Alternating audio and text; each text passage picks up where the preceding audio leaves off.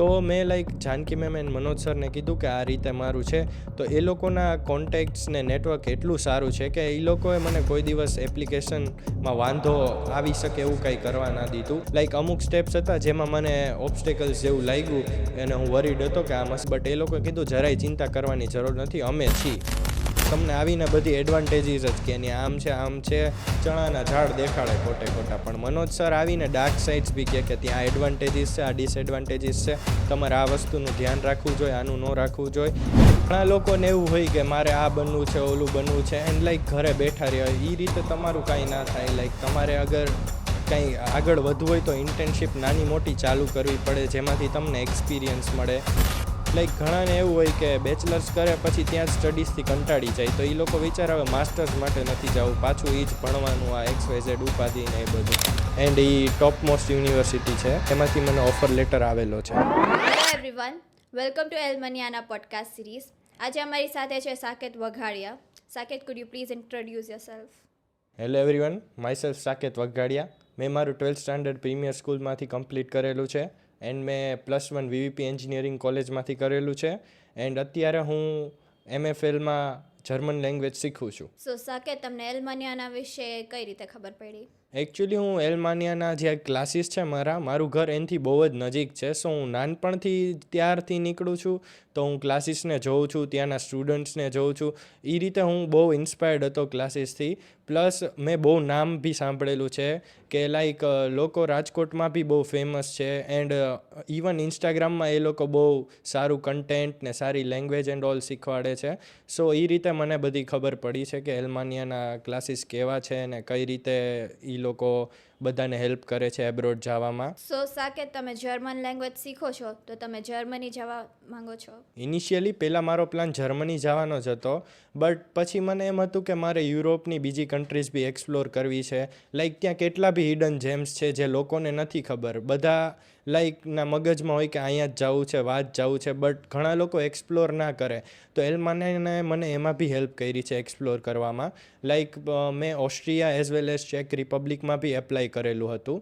તો અત્યારે મને ચેક રિપબ્લિકમાંનું એનું મેઇન જે સિટી છે કેપિટલ એ છે પ્રાગ, તો એમાંથી બી મને ઓફર લેટર આવેલો છે. તો એમાં યુનિવર્સિટી છે CZU, એ બહુ સારી યુનિવર્સિટી છે એન્ડ એ ટોપ મોસ્ટ યુનિવર્સિટી છે. સો મારે એમાં જવાનો પ્લાન છે અને એમાંથી મને ઓફર લેટર આવેલો છે. સો સાકેત, તમે ચેક જવાનું શું કામે વિચાર્યું? Because you var initially planning four Germany. હા, ઇનિશિયલી પહેલાં મારો પ્લાન જર્મની જવાનો જ હતો, બટ હમણાં મેં યુરોપની બીજી કન્ટ્રીઝ બી એક્સપ્લોર કરવાનું વિચાર્યું. સો મેં ચેક રિપબ્લિક એન્ડ ઓસ્ટ્રિયામાં બી અપ્લાય કર્યું હતું, કેમ કે ત્યાં બી પબ્લિક યુનિવર્સિટી છે, એફોર્ડેબલ એજ્યુકેશન છે એન્ડ સ્ટુડન્ટ ફ્રેન્ડલી એન્વાયરમેન્ટ છે. સો મને અત્યારે CZU પ્રાગ, જે ચેક રિપબ્લિકના કેપિટલ પ્રાગ સિટીમાં યુનિવર્સિટી છે, એમાંથી ઓફર લેટર આવ્યો છે.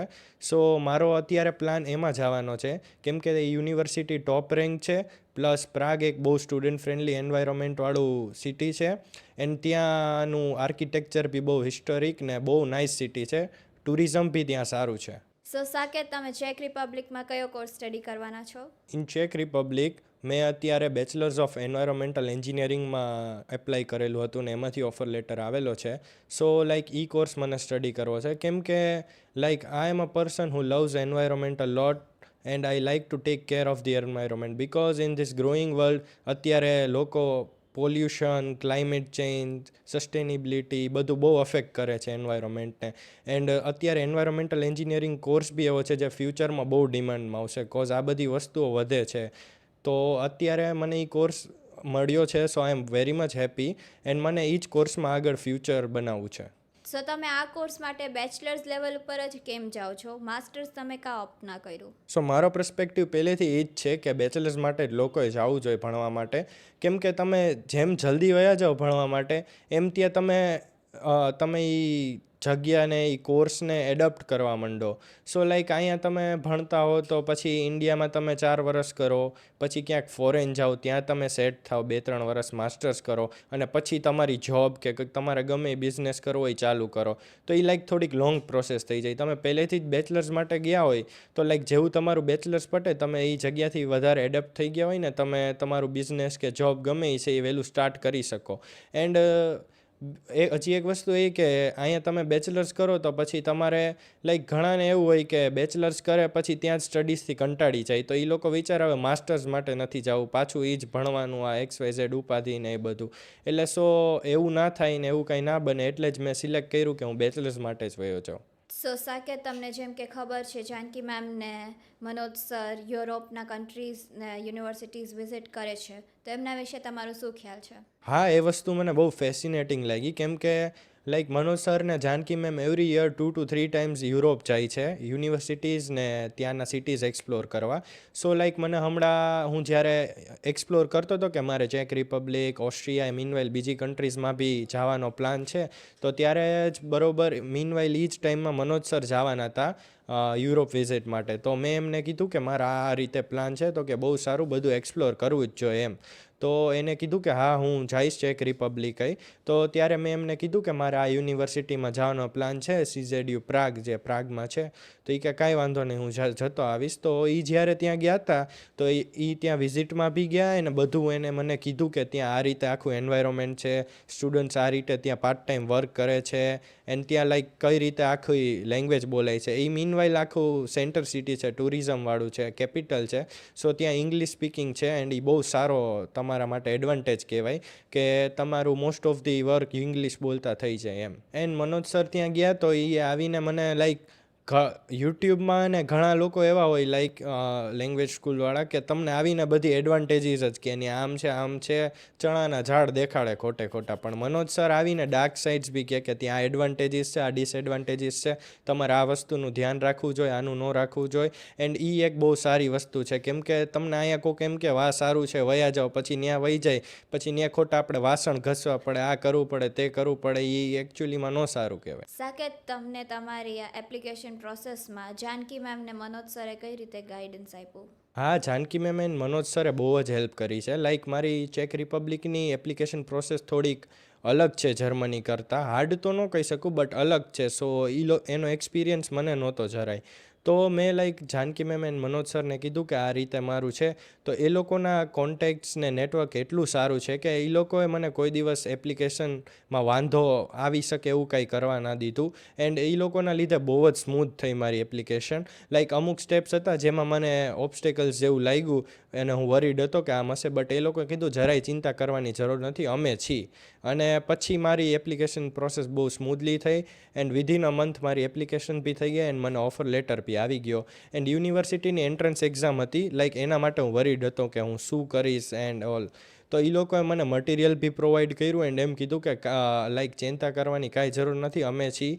એન્ડ એ રીતે મેં યુનિવર્સિટીની એન્ટ્રન્સ બી ક્લિયર કરી લીધી એન્ડ પછી I got the offer letter. So Saket, તમે યુરોપ જ કાં ચૂઝ કર્યું? બીજી ઇંગ્લિશ સ્પીકિંગ કન્ટ્રીઝના ઓપ્શન હતા તમારી પાસે, જેમ કે UK, USA, કેનેડા, ઓસ્ટ્રેલિયા. સો વાય ઓનલી યુરોપ? હા, મને લાઈક પહેલેથી એવું જ હતું કે મારે યુરોપ ભણવા જવું છે, કેમ કે લાઈક અત્યારે ઇંગ્લિશ સ્પીકિંગ કન્ટ્રીઝ છે, કેનેડા, US, ઓસ્ટ્રેલિયા, એ બધી ત્યાં લાઈક બહુ લોકો સ્ટુડન્ટ્સ વયા ગયા છે, ઓવર ક્રાઉડેડ થઈ ગયું છે. ને ત્યાં મોસ્ટલી લોકો એટલે જાય કેમ કે એ લોકોને કાંઈ બીજી લેંગ્વેજ કરવી ના પડે, જસ્ટ ઇંગ્લિશ સ્પીકિંગ હોય એટલે વયા જાય. એન્ડ લાઈક એ લોકો યુનિવર્સિટીઝમાં જાય એમાં બી એવું હોય, યુનિવર્સિટીની ફીસ જાજી હોય, સો જસ્ટ તમે ફીસ દઈ દો એટલે એ લોકો તરત એડમિશન આપી દે.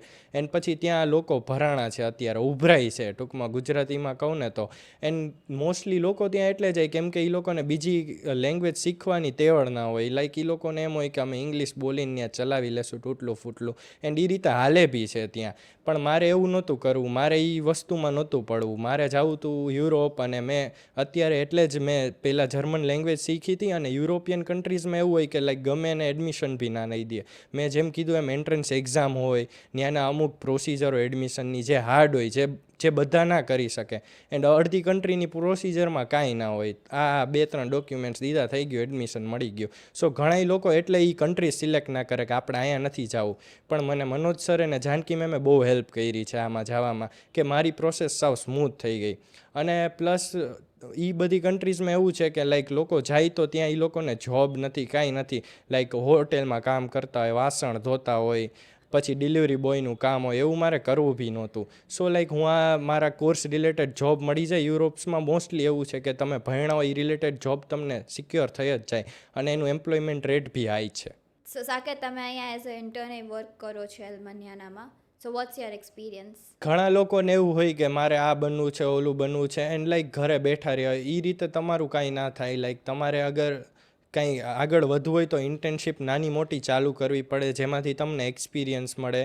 એન્ડ એ વસ્તુ મને અત્યારે બહુ હેલ્પ કરે છે કે હું અત્યારે આ ઇન્ટર્નશીપ કરું છું. લાઈક મને ઘણી ખબર પડે કે તમે કોકની અંડર વર્ક કરતા હોય તો તમારા ઉપર પ્રેશર હોય, તમારે આ કામ કરવું પડે. એન્ડ લાઈક મેં અત્યાર સુધી સરની બહુ સારી સાઈડ જ જોઈ હતી જ્યારે હું સ્ટુડન્ટ હતો. બટ આમાં મારું કાંઈ બી વર્ક હું થોડું કામ આડાવડું કરું તો સર ખીજાય બી, અને થોડીક વાર પછી મને સમજાવે કે ભાઈ આ રીતે હોય, આ રીતે હોય. એન્ડ લાઈક એનો નેચર તમારી ઉપર ટફ બી રહે એન્ડ સોફ્ટ બી રહે, એ રીતે છે. સો સાકેત, તમારું શેંગન વિઝા આવશે તો તમે કઈ કન્ટ્રીઝ ટ્રાવેલ કરશો? હું બેઝિકલી યુરોપ, મારું એક પ્લાન તો એ જ હતો જવાનો, કેમ કે મને શેંગન વિઝા મળે એનાથી હું 25 EU countries and 4 non EU countries ફરી શકું. Total 29 countries as I said. And પછી લાઈક મને ટ્રાવેલિંગનો બહુ જ શોખ છે. લાઈક મારું ઇન્સ્ટાગ્રામ બી તમે જોઈ શકો તો હું એવરી 3 to 4 months હું ટ્રાવેલ કરવા વયો જાઉં, બહાર જાઉં, નવી પ્લેસીસ એક્સપ્લોર કરું. સો મારું મેઇન મોટો તો એ જ છે કે હું સ્ટડીઝ માટે જ્યારે આગળ જાઉં તો હું ભણું બી સાથે સાથે એન્ડ ટ્રાવેલ બી કરું, because travelling is also the best education.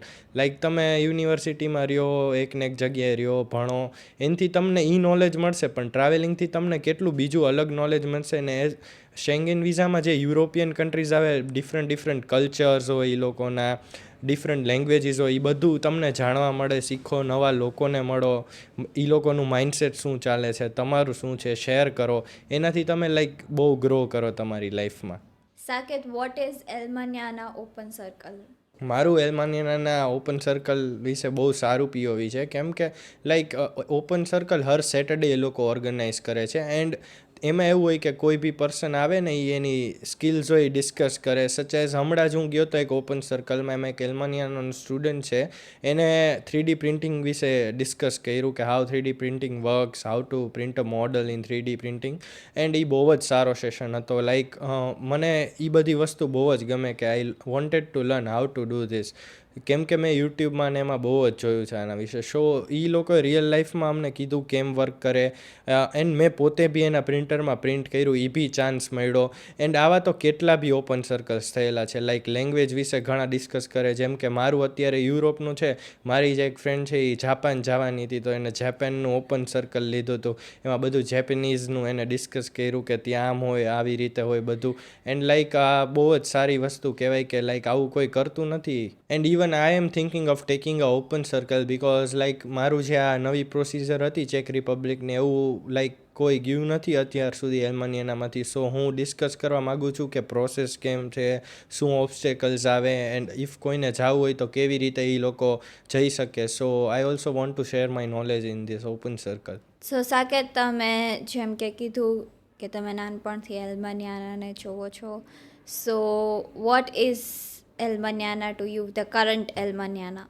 એલ્માનિયાના પહેલેથી જ બેસ્ટ રહ્યું છે એ તો હું કહેવા માગીશ, કેમ કે હું પહેલેથી જ જોઉં છું એમના સ્ટુડન્ટ્સ, એ લોકોની લેંગ્વેજ શીખવાડવાની જે ટેકનિક, એ બધું બહુ જ સારું રહ્યું છે. એન્ડ ઇવન એ લોકો નેટવર્કિંગ ઇવેન્ટ્સ કરે છે, એ બી બહુ સારું કરે છે. બટ હવે હજી એ લોકો આમાં વધારે ફોકસ કરે છે. લાઈક મોડિફાઈ ધીમે ધીમે થતું જ રહે એઝ ટાઈમ ગોઝ. તો લાઈક હવે અત્યારે એલ્માનિયાના કેટલાય સ્ટુડન્ટ્સ એવા છે જે જર્મની ગયા છે અહીંયાથી લેંગ્વેજ શીખીને, ત્યાં બી એ લોકો લેંગ્વેજ શીખવાડે છે. લાઈક જર્મનમાં એ લોકો જર્મન લેંગ્વેજ શીખવાડે છે જર્મનીમાં. That's a big thing. And આપણા જે ડાયરેક્ટર છે એ લોકોને સપોર્ટ બી કરે છે. એન્ડ તમે એલ્માનિયાનામાં લાઈક અત્યારે ઇવેન્ટ્સ બી લોકો એટલી બધી સારી ઓર્ગેનાઇઝ કરે, not only this language school and all, but like એ લોકો ગેટ ટુગેધર નેટવર્કિંગ ઇવેન્ટ્સ કરે, એમાં બી ઘણું નોલેજ મળે છે. જેમ જેમ દિવસો આગળ વધે છે એમ એલ્માનિયાના બી બહુ જ આગળ વધે છે. લાઈક પહેલાં એ રાજકોટ લેવલ હતું, પછી સૌરાષ્ટ્રએ ગયું, પછી ગુજરાત લેવલ, એન્ડ હવે ઇન્ડિયા લેવલ સુધી છે. એન્ડ આઈ નો કે થોડાક ટાઈમમાં ઇન્ટરનેશનલ લેવલ બી થઈ જશે, જેમ મનોજ સર ને જાનકી મેમ આગળ વધારે છે એલ્માનિયાના, ને એ લોકોનું કન્ટ્રીબ્યુશન બહુ જ છે. એઝ વેલ એઝ એ લોકો સ્ટુડન્ટ્સને બી કહે છે કે તમે એલ્માનિયાના જોઈન કરો, એન્ડ ફેમિલી તરીકે બધાને રાખે છે. So thank you Saket four joining us, it was great having you. Thank you.